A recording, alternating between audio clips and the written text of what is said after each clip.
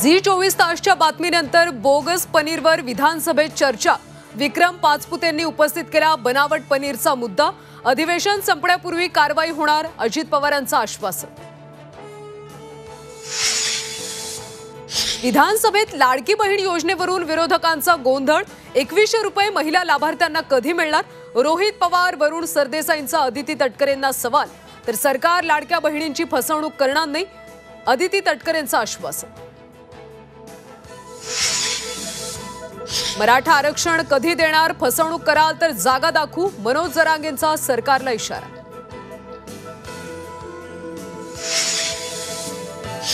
संतोष देशमुख हत्येची पुढची सुनावणी 26 मार्चला। मोकारपंथी ग्रुपवर एक नव्हे 2 वेळा व्हिडिओ कॉल।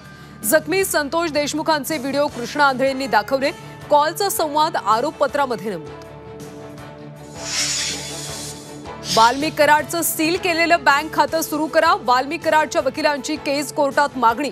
बँक खात्याबाबत 26 मार्चला ऑर्डर निघणार असल्याची माहिती। 14 गावं सर्वपक्षीय विकास समिती आज घेणार।